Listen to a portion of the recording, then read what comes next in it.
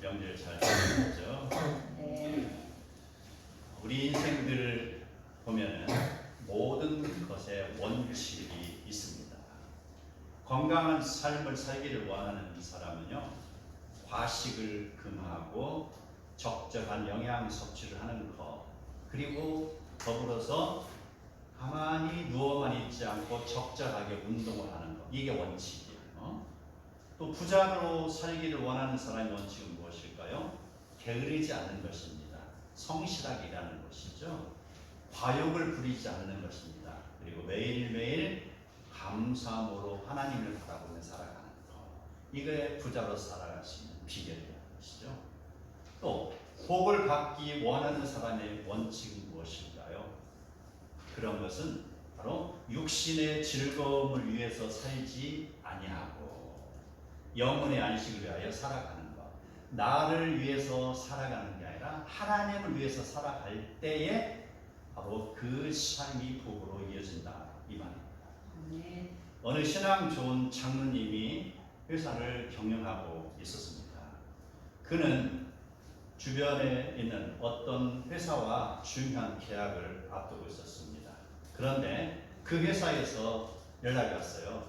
주일날, 그들의 말로는 일요일이겠죠. 주일날 어느 골프장으로 오세요. 그리고 그곳에서 한바탕 다음에 계약합시다, 이 말입니다. 그 말을 들은 회사 사장님 이렇게 대답합니다. 주일은 하나님께 예배드리는 날입니다. 그러니 제가 그 시간에 계약하러 갈 수 없습니다, 라고 답변했습니다. 회사에 많은 이익을 끼칠 수 있는 중요한 계약이었지만 그는 단호하게 거절했어요. 왜? 거절이라기보다는 나의 형편을 이야기한 것이죠. 계약을 안 하겠다는 것이 아닙니다. 계약을 할 터인데 그 시간은 안 된다는 것이죠. 이게 신앙의 원칙이라는 것입니다. 바로 그가 이러한 행위를 했을 때 주변의 직원이나 친구들은 이해할 수가 없었습니다. 그까짓 거 하루 정도쯤이야 라고 말하면서 가서 계약하고 오지, 평생 예수 믿을 건데 왜 그렇게 너는 미련하니? 라고 흉봤을 것입니다. 그러나 그 장로님의 생각은 달랐습니다. 내가 한 가족이면 다음 날엔 두 가족이라는 것입니다. 하나님 나를 이곳까지 인도하셨는데 내가 하나님을 저버릴 수 없다라는 것이죠. 그래서 그는 신앙의 원칙에서 벗어난 그 계약을 포기를 하고 있었습니다. 그 결과 어떻게 됐을까요? 모두가 다 마음을 다 비우고 있었는데 며칠이 지나서 그 회사에서 연락이 왔습니다. 그리고 사장님과 통화합니다. 사장님, 나는 이익에도 흔들리지 않은 이익입니다. 이익에도 흔들리지 않는 당신의 신실함을 보았습니다. 그래서 당신 회사와 계약하기로 했습니다, 라고 홍보를 하는 것이죠. 아멘. 이것이 바로 신앙의 원칙을 지키는 자에게 주어지는 형통입니다.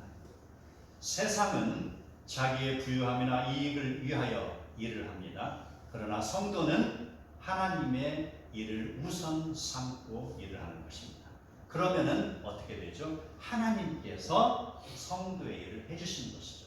바로 이것이 세상 사람들이 세상을 누리는 방법과 하나님을 믿는 성도가 세상을 누리는 방법과의 차이점이에요.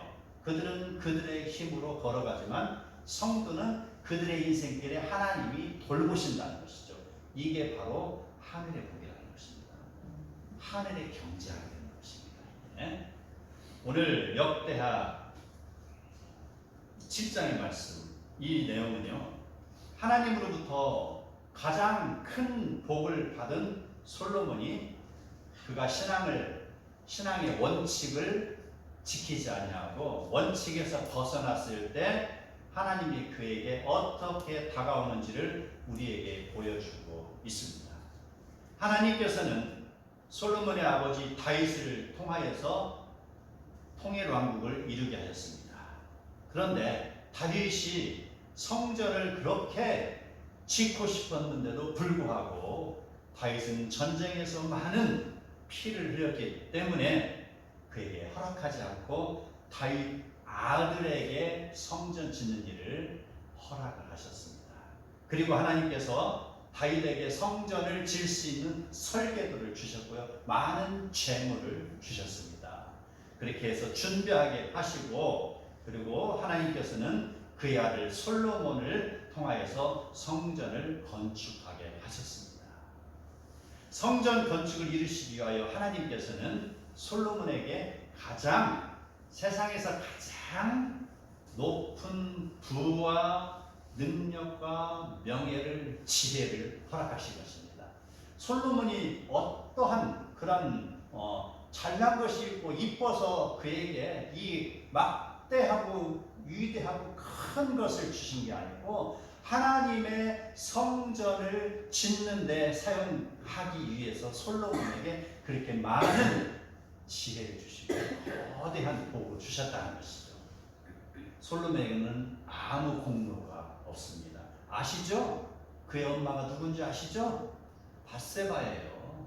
어떤 다윗의 아내보다도 사실은 저루지않는 못한 분이에요. 다윗이 그를 사랑했지만 말입니다. 이스라엘 사람도 아니었잖아요. 밧세바. 그런 여인의 아들이었습니다. 어느 날 갑자기 그가 왕이 된 거예요. 그는 아버지 덕분에, 다윗 덕분에 바로 왕이 됐습니다. 마치 요즘 버전을 하면 재벌 2세가 된 것이죠. 그렇게 해서 생각지도 않게 어마어마한 그런 재산을 물려받은 것처럼 이제 이스라엘의 왕이 된 것이죠. 그리고 그는 바로 성전 짓는 일을 하게 됩니다. 7장 11절을 보면은요, 솔로몬이 여호와의 전과 왕궁 건축을 마치고 솔로몬의 심중에 여호와의 전과 자기 궁궐을 그가 이루고자 하는 것을 다 형통하게 이루니라, 이렇게 기록이 되어 있습니다. 자, 여기서 두 가지 건축이 된 걸 알 수 있어요. 첫 번째는 성전입니다. 그 다음에 두 번째는 왕궁입니다. 그런데 여기에 나오는 내용이 그가 이루고자 한 것이라고 했습니다. 하나님이 이루고자 한 것이 아니에요. 자, 두 가지 중에 하나는 하나님이 이루고자 한 것입니다. 그런데 그 중에 하나는 그가 이루고자 한 것이에요. 바로 반절은 하나님이 원하는 거고 반절은 솔로몬이 원하는 거였어요. 그랬을 때 다 건축을 마친 시점에서 하나님이 지금 솔로몬에게 나타나셔 말씀하고 계십니다. 12절에 이렇게 나옵니다. 내가 이미 네 기도를 듣고 이곳을 택하여 내게 제사하는 성전을 삼았느니라, 이렇게 말씀하였습니다. 그리고 그 다음에 이어진 내용을 주목해 봐야 됩니다. 이 내용 속에 우리는 네가 나를 위하여 성전을 건축하였으니 너 참 수고 많았다라고 칭찬의 말을 기대할 수가 있어요. 우리의 생각으로는요. 그런데 그 다음에 나오는 내용, 13절 내용은 우리의 생각과 상상과 전혀 다른 내용을 말씀하고 있는 것이죠. 13절 이렇게 나옵니다. 혹 내가 하늘을 닫고 비를 내리지 아니하거나, 혹 메뚜기들에게 토산을 먹게 하거나, 혹 전염병이 내 백성 가운데 유행할 때에, 마치 유행을 하면 그 말입니다. 14절에 내 이름으로 일컫는 내 백성이 그들의 악한 길에서 떠나 스스로 낮추고 기도하여 내 얼굴을 찾으면, 이 말은 바로 회개하고 돌아오면 이 말입니다. 그렇게 하면은 내가 하늘에서 듣고 그들의 죄를 사하고 그들의 땅을 고치리라. 우리의 생각과 전혀 다른 말씀을 하나님께서 지금 하고 계시는 것이죠. 자, 이 말씀 우리는 잘 분석을 해야 돼요. 이 말씀은 잘 달리는 말에 더 잘 달리라고 마부가 말에게 채찍질을 하는 말일까요? 아니에요. 아니면 솔로몬이 지금 무엇인가 큰 잘못을 하고 있을까요? 그렇죠. 이 말씀은요, 하나님께서 솔로몬에게 지금 경고를 내리신 말씀이에요. 말씀은 부드럽게 했지만 그에게 엄청나게 중압감 있는 말을 전하고 있습니다. 솔로몬이 하나님으로부터 세상에서 가장 큰 복을 받았으면 하나님을 위해서 살아야 되는 게 맞습니다. 그런데 그는 지금 곁길로 가고 있습니다. 자기의 길을 가고 있다는 것이죠. 그는 지금 하나님께서 주시는 경고장을 받은 것입니다. 역대기 기자는 그 이유를 기록하지 않았습니다. 상세하게 왜 이런 메시지가 나왔는지를 기록하지 않고 있습니다. 그러나 우리는 그 내용을 열왕기서를 통해서 정확하게 발견할 수가 있어요. 성경을 보면은요, 열왕기서에 하나님께서 솔로몬에게 나타나셔서 말씀하신 것이 3번 있습니다. 그래서 첫 번째 말씀은요, 축복의 내용이에요. 그다음에 두 번째는요, 축복과 저주에 대한 경고 말씀입니다. 그리고 세 번째는 저주의 말씀이에요. 자세히 성경을 읽어야 돼요. 그저 우리는 성경을 읽을 때 대충 읽으면 안 돼요. 우리가 통독하는 이유가 바로 그게 있습니다. 성경을 읽어도 잘 읽어야 돼요. 그리고 많이 읽다 보면 성령이 우리에게 감동을 주시는 거예요. 그래서 말씀 한마디 한마디 우리에게 깨우침이 있는 거예요. 그래서 똑같이 3번 우리에게 임했지만 3번 다 똑같은 내용이 아니라는 것이죠. 축복과 저주 경고, 그 다음에 저주라는 것. 그래서 첫 번째 나오는 축복의 말씀은 열왕기상 3장 14절에 나옵니다. 솔로몬이 왕위에 오른 후 1천 번제를 드렸을 때 하나님께서 그에게 임했습니다. 네가 만일 내 아버지 다윗이 행한 같이 내 길을 행하며 내 법도와 명령을 지키면 내가 또 네 나를 길게 하리라 라고 축복하고 있습니다. 하나님으로부터 세상에서 가장 귀한 것을 얻게 되었으니 바로 그는 부모 덕분에 그걸 얻은 것이고요. 그 부모의 공으로 인하여서 그는 이제 부모의 신앙을 따라서 날마다 평생 그가 목숨을 다할 때까지 감사하며 살아야 되는 것이죠. 그의 공로 아무것도 없잖아요. 자, 두 번째 말씀 열왕기상 9장 4절에 7절에 기록되어 있습니다.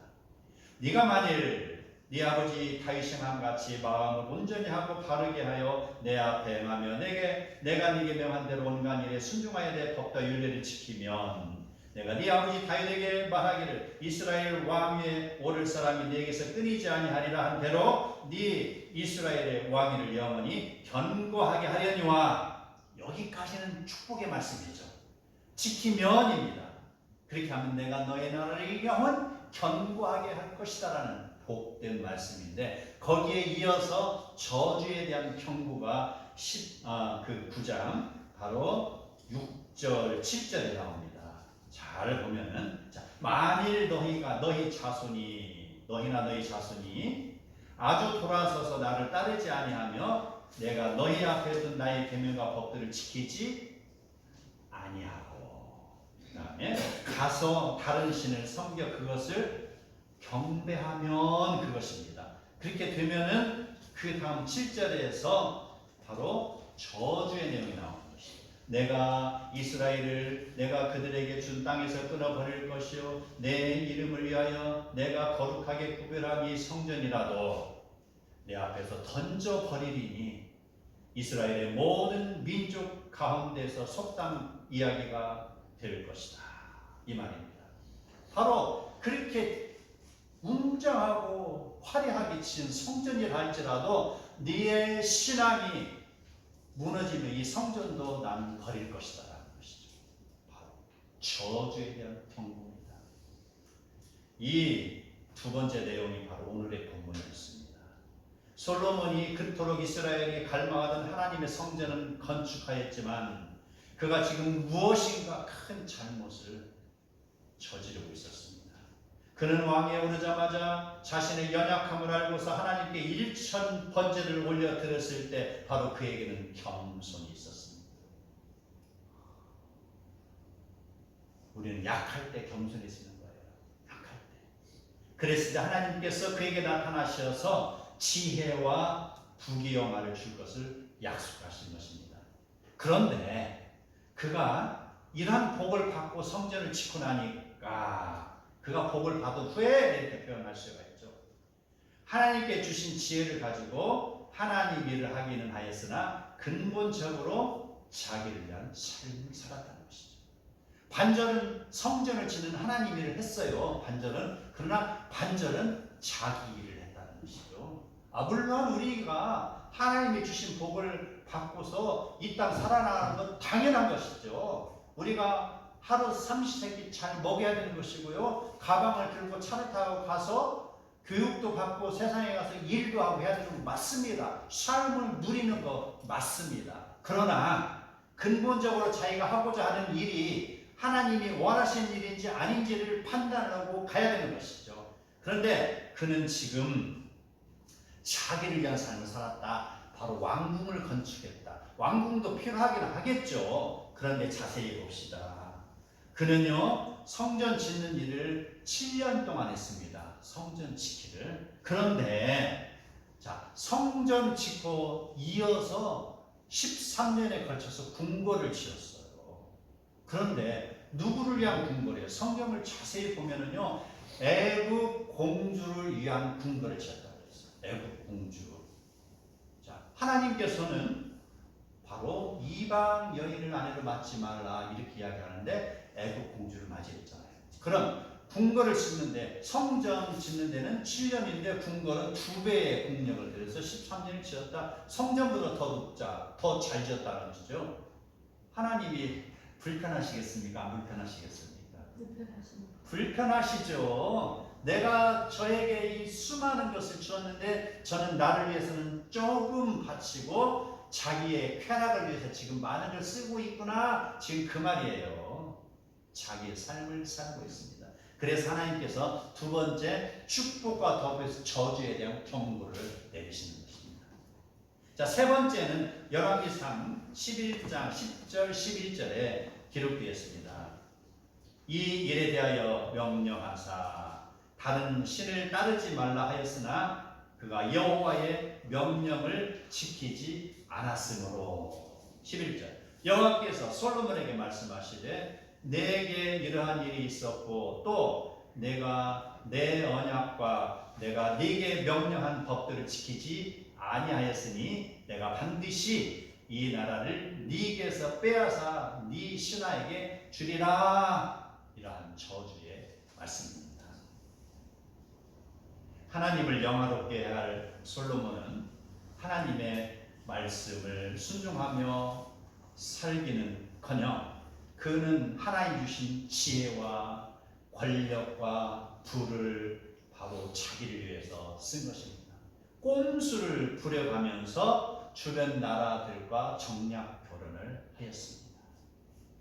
그래서 후궁이 700입니다. 첩이 300입니다. 이거를 잘 암송이 안 돼요. 왜 암송할 일도 없어요. 그러나 이것은 바로 후칠첩산, 후칠첩첩산중 같이 후칠첩산, 첩첩산중이라는 거예요. 각시들이 첩첩산중같이 쌓였다. 이게 참 부끄러운 일이에요. 어떻게 이럴 수가 있을까? 그의 삶은 하나님을 위한 것이 아니고 자기의 쾌락을 위해서 지금 바로 그는 후칠첩산을 하고 있었습니다. 그러한 모습을 부러워할 사람이 있습니까? 그는요, 에너지가 넘치는 어떠한 동물과도 같은 것이죠. 그는 가장 먼저 순종해야 됨에도 불구하고 가장 먼저 앞서서 백성의 선두에 서서 하나님의 창조 질서를 훼손하고 있었습니다. 그 결과 솔로몬은 결국 이방 여인의 치마폭에 쌓여서 하나님을 배신하는 것이죠. 그 인생의 말년에 그가 그 황소 같은 에너지가 있었다 할지라도 이제 늙으니 어떻게 됩니까? 늙으니까 여인들의 치마폭에서 그는 어찌할 줄 모르잖아요. 이방 여인들 말입니다. 암몬에서 왔다, 모압에서 왔다, 어디 시분에서 왔다, 시돈에서 왔다, 애굽에서 왔다. 그 여인들 치마폭에 쌓여서 이리 쏠리고 저리 쏠리고 하다가 왕이시여 산당 하나만 하라. 안 돼. 그래 딱 하나만이다. 그렇게 하나 써줬더니 또 이 여인이 와서 또 저 여인이 그 여인이 어떤 여인이 와갖고 산당 오니까 예루살렘 산이 어때요? 그 하나님의 도성 시온 산성이 산당으로 뒤져버리잖아요. 우상을 섬기는 산당으로. 그래서 하나님이 말씀하시는 거예요. 그러한 모습을 보시고 하나님이 지금 세 번째 말씀은 저주의 말씀. 저주. 그 많은 복을 주었음에도 불구하고 너는 왜 나를 힘들게 하느냐 그 말입니다. 너는 왜 나의 심장에 칼을 꼽느냐 이 말입니다. 그는 아버지 다윗 덕분에 그의 생애 동안에는 어떤 벌을 받지 않았으나 그가 죽은 후에 그의 나라는 남유다와 북이스라엘로 분열을 될 것입니다. 그의 백성은 하나님의 말씀이 떠난 왕 덕분에 이제 삼삼오오 뿔뿔이 흩어집니다. 북이스라엘은 완전히 여호와의 지배하에서 완벽하게 우상을 섬기는 나라가 되고 느헤보암의 남유다는 어떻습니까? 간간히 신앙의 명분 유지하지만 그의 백성 역시 이리 휩쓸리고 저리 휩쓸리고 얼마나 많이 고통스러운 생활을 하고 있었습니다. 결국은 올바른 신앙을 잡지 못해서 바벨론의 포로로 끌려가게 되는 것이 아니었냐 이 말입니다. 그의 책임 멸할 수 있겠습니까? 이스라엘의 타락함을 솔로몬이 그 책임 멸할 수 있겠냐 이 말입니다. 가장 작게 받은 사람은 책임도 가장 작습니다. 그렇죠? 땅 한 바지게 받은 사람의 책임은 땅 한 바지 책임이에요. 그러나 이 거대한 제국을 이어받은 사람은요, 그 제국만큼이나 큰 책임을 져야 되는 거예요. 그 솔로몬의 책임이라고 아니할 수가 없는 것이죠. 그 화려한 솔로몬 역시 인생의 전반전이 끝나는 날, 그는 예수님이 오시는 심판대 앞에서 어떠한 변명을 할 수 있겠냐 이 말입니다. 말씀이 있을 때 순종하시기 바랍니다. 아멘. 사랑하는 사람 있을 때 사랑하시기 바랍니다. 바로 우리 은혜 받을 만한데 은혜 받으시라 이 말입니다. 아멘. 신앙은 어떠한 환상이 아닙니다. 어떠한 소설이 아닙니다. 수필이나 시가 아닙니다. 이상이 아닙니다. 신앙은 바로 현실입니다. 지금입니다. 소금보다 황금보다 더 귀한 거 뭐예요? 지금이라는 것이죠. 신앙은 뭐예요? 지금이라는 것이죠. 지금. 그 지금 나의 신앙이 나의 삶을 차오는 것이죠. 내가 60살이 되면 그때 예수 믿겠소라고 하는 사람, 제가 언젠가 이야기했죠. 내 아는 사람이 그래요. 실컷 세상을 즐기다가 60살 되면 그때 교회 나가겠습니다 라고. 60살 되면 교회 나갈까요? 내가 열심히 세상에서 쾌락을 즐기며 살다가 꼴깍 죽기 전에 예수 믿겠습니다 라고 하는 사람도 있습니다. 그때 예수 믿겠냐 이 말입니다. 신앙은 언제요? 그때가 아닙니다. 60이 아닙니다. 꼴깍하기 직전이 아닙니다. 신앙은 지금이에요.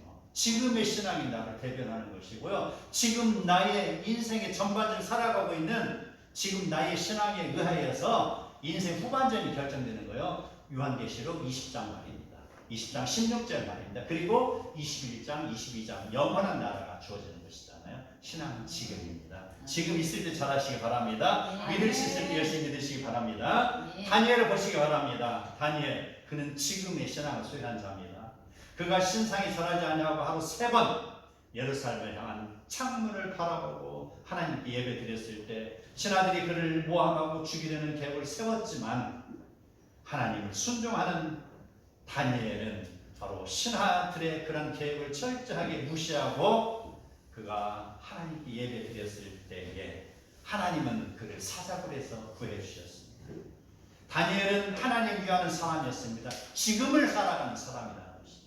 그 순간에 자기를 위한 길을 선택하지 아니하고 바로 하나님을 위한 길을 선택한 것입니다. 자기의 이기를 모면하기 위하여서 아니면 그 계약 하나 따내기 위해서 주의를 지키지 않냐고 달랑달랑 골프장으로 간 것이 아니라 그가 바로 어떤 장로님처럼 그 다니엘은 지금의 신앙을 가지고 생활했을 때 하나님께 예배드렸을 때 하나님은 그의 길을 지켜주신 것이죠.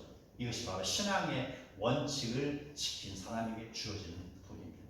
아멘. 15세기 체코 종교개혁자 얀 후스라는 사람이 있습니다. 그는 교회의 타락한 권력을 비판하고 있었습니다. 교회의 머리는 인간 교황이 아니라 오직 예수 그리스도라라고 크게 외치고 다녔습니다. 많은 사람들은 그 교황의 권세에 눌려서 알고는 했지만 말을 하지 못하고 기어가는 소리를 집에 가서 중얼중얼만 할 뿐 어느 누구도 크게 외치지 않았을 때 야누스는 크게 외치면서 오직 예수 그리스도밖에 없습니다라고 말했던 것이죠. 그 결과 어떻습니까? 그는 화형을 당했습니다. 그의 죽음은 결코 뛰지 않았습니다. 종교개혁의 불씨가 되고 그의 죽음으로 인하여서 루터의 종교개혁으로 이어지는 것이죠. 그의 죽음, 작은 불꽃이 된 것이죠. 야누스는 자기를 위해 살지 않았습니다. 그는 바로 지금이라는 신앙을 지키고 있었다는 것이죠. 하나님 위해서 사는 사람입니다. 신앙의 원칙을 지킨 사람입니다. 인생 전반전을 스데반과 같이 순교를 당한 사람이었지만 그는 분명 인생 후반전에 받을 상급이 어떠한 것으로도 비교할 수 없는 큰 것이 될 것입니다. 우리는 언제 어디서나 신앙의 원칙을 지켜야 됩니다. 교회에서도 지켜야 됩니다. 사무실에서도, 학교에서도, 아니면 건설 현장에서도, 지식에서도 지켜야 됩니다. 재능에서도 지켜야 됩니다. 권력에서도 지켜야 됩니다. 경제에서도 어떠한 무엇이든지 간에 지켜야 됩니다. 나의 영광을 위한 삶이 아니라 하나님의 영광을 위하여 신앙의 원칙을 지킴으로 하나님의 사랑 안에 거하기를 축복합니다. 아멘. 15절 16절을 보면 이제 하나님께서 그러한 솔로몬에게 경고의 말씀을 내리시고 그리고도 사랑하는 자녀이기 때문에 그럼에도 불구하고 지금 회복할 기회를 주시는 내용입니다. 잘못을 비추고 하나님의 말씀으로 돌아와서 순종하며 잘 되기를 바라는 것이죠. 이렇게 나옵니다. 이제 이곳에서 하는 기도에 내가 눈을 들고 귀를 기울이리니 이는 내가 이미 이 성전을 택하고 거룩하게 하여 내 이름을 여기에 영원히 있게 하려 하였습니다. 내 눈과 내 마음이 항상 여기 있으리라. 지금 하나님께서 솔로몬을 회유하고 있습니다. 이것은 마치 학교에서 말을 듣지 않는 학생에게 선생님이 하는 말과 같습니다. 애야, 너 그렇게 살면 되겠니? 다른 아이들 좀 제발 이제 그렇게 하지 마. 너 그렇게 계속하면 징계받을 거야. 제발 그러지 말고 학교 규칙 좀 잘 준수해다오. 그렇게 하면은 너는 이제 공부도 잘할 것이고 착한 학생이 될 것이야. 너의 인생은 참으로 아름답게 성장될 거고 그렇게 살면 너는 나라의 귀히 쓰일 동량이 될 거야. 내가 너를 도와줄게. 이런 말과도 같은 것이죠. 자, 그 말씀을 하신 하나님께서 또 이렇게 17, 18절에 이렇게 이야기하십니다. 네가 만일 내 앞에서 행하기를 네 아버지 다윗이 행한 것과 같이 하여 내가 네게 명령한 모든 것을 행하여 내 율례와 법규를 지키면 내가 네 나라 왕위를 견고하게 하되 전에 내가 네 아버지 다윗과 언약하기를 이스라엘을 다스릴 자가 네게서 끊어지지 아니라 한 대로 하리라. 분명하게 지금 다시 한번 그 약속을 회상하고 있는 것이죠. 우리는 이 말씀을 통해서 우리는 언제나 하나님 앞에서 겸손하게 살아야 됩니다. 성전에서 뿐만이 아니라 집에서 잠잘 때 무엇을 하든지 간에 우리는 하나님 앞에 순종하며 하나님을 만나는 삶을 살아야 됩니다. 아멘. 성전은 단순한 건축물이 아닙니다. 하나님께서 자기 백성 가운데 거하시겠다는 약속의 상징이었습니다. 출애굽 때 성막이 그리하였습니다. 예루살렘 성전이 그 역할을 지금 이어받았습니다. 그리고 신약 교회로 이어지는 것입니다. 교회 건물이 거룩한 것이 아니고 그 안에 모여서 하나님을 예배하고 성령께서 역사하시는 공동체가 거룩한 것을 아시기 바랍니다. 대하 7장 14절을 보면 내 이름으로 일컫는 내 백성이 그들의 악한 길을 떠나 스스로 낮추고 기도하여 내 얼굴을 찾으면 내가 하늘에서 듣고 그들의 죄를 사하고 그들의 땅을 고치리라 말씀하셨습니다. 악한 길을 떠나면입니다. 그리고 스스로를 낮추며 그리고 기도하면 내 얼굴을 찾으면 하나님께서 그를 들으신다라고 했습니다. 그리고 사하신다. 죄를 사하신다. 그리고 고쳐주신다. 회복해주신다라고 분명하게 약속을 하고 있어요. 지금 솔로몬은 어땠어요? 반절도 아니죠. 사실은 3분의 1이죠. 7년간 성전을 지었으니까. 그리고 13년을 지었으니까 3분의 2 토막이잖아요. 지금 3분의 2 토막 지어서 바로 하나님 위해서는 3분의 1을 충성하고 자기 위해서는 3분의 1을 충성한 그 자. 그에게 지금 하나님이 기회를 주시는 것이잖아요. 제대로 살아. 너 그렇게 꼼수 부리지 마. 너 네 잘난 머리 내가 너에게 준 지혜를 가지고 꼼수 절대 부리지 말고 그냥 순박하게 살아. 순종하게 살아. 그 말입니다. 그 내용이 바로 14절의 내용인 것이죠. 그러나 솔로몬은 이러한 경고나 회복의 메시지에 귀를 기울이지 않습니다. 솔로몬은 지금 세상에서 가장 부유한 사람입니다. 가장 강한 군주입니다. 그리고 가장 많은 여인을 거느린 남자입니다. 누가 감히 그 앞에서 잘못했다라고 지적할 수가 있겠습니까? 그는 부족한 것이 없기 때문에 하나님이 보이지 않습니다. 세상에서 가장 불쌍한 사람이 누군지 아십니까? 하나님을 모르며 부자인 사람이 가장 불쌍해요. 하나님을 모르니 거기다 돈까지 있어요. 그러다 보면은요 타락할 수 있는 요건이 너무 많다는 것이죠. 솔로몬은 바로 하나님을 믿는 원칙에서 벗어나 지금 자기를 높이고 또 높이는 일에 열중하고 있습니다. 하나님이 그 모든 것을 주셨음에도 불구하고 하나님을 배반하고 하나님의 법도를 어긴 사람입니다. 그러나 솔로몬의 일생을 바라본 우리는 그 잘못을 답습하면 안 됩니다. 그것을 반면교사 삼아서 우리는 솔로몬의 자기를 위한 삶을 살아가지 아니해야 됩니다. 하나님을 위한 삶을 살아가야 되는 것입니다. 마태복음 7장을 보면 이렇게 나옵니다. 비가 내리고 창수가 나고 바람이 불어 그 집이 부딪히듯 무너지지 아니하나니 이는 주추를 반석에 놓은 까닭이요 이 말을 듣고 행하지 아니하는 자는 그 집을 모래 위에 지은 어리석은 사람 같으리니 비가 내리고 창수가 나고 바람이 불어 그 집이 부딪힘에 무너져 그 무너짐이 심하니라 라고 했습니다.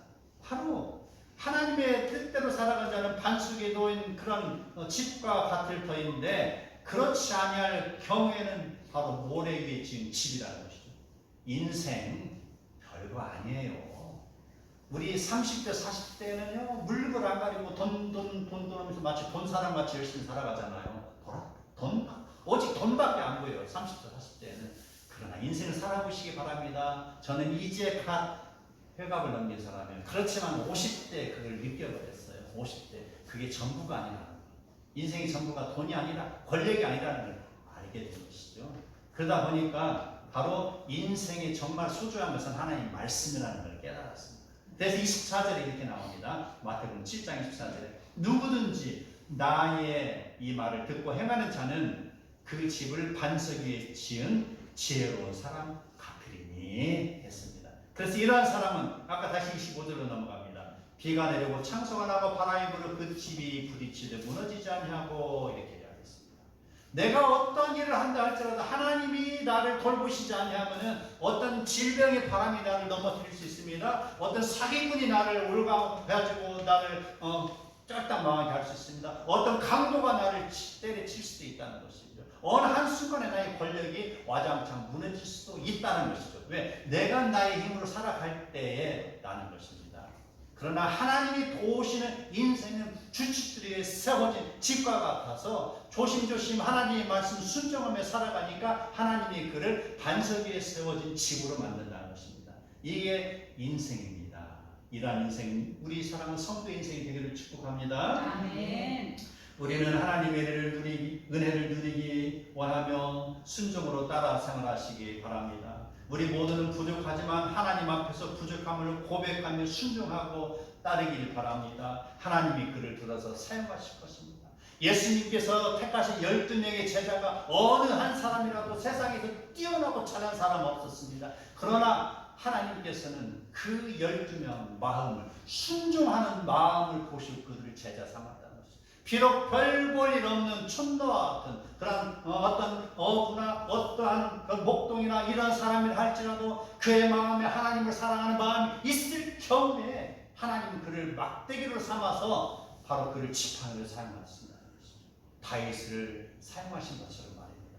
연약한 자를 들어서 하나님께서 그를 강하게 사용하시는 거고요. 그의 12 제자를 통하여서 예수님의 사역을 이어갔잖아요. 그래서 12명을 통해서 세상 끝까지 복음이 전파되는 거 아니냐 이 말입니다. 다윗은 완전했습니까? 완전하지 않았습니다. 그러나 그는 언약을 수여받은 사람입니다. 왜요? 실수했으나 회개하고 순종으로 살았을 때 하나님이 그를 사용하시고 그에게 복을 주신 것입니다. 우리는 모두가 그리스도의 중심에 서서 겸손과 회개 그리고 말씀에 순종하면 하나님께서 기뻐 받으실 것입니다. 하나님이 교회와 성도를 고치고 회복시켜 주실 것입니다. 세상에서 소금으로 빛으로 살아가게 도우실 것입니다. 우리는 모두 솔로몬의 불순종을 담지 아니해야 될 것입니다. 하나님 주신 말씀에 순종하며 신앙의 원칙을 준수하는 신앙이 되시기 바랍니다. 그럴 때 모두 우리가 천국에 이르도록 형통한 삶을 누리는 복된 성도들이 다 되시기를 축복합니다. 아멘.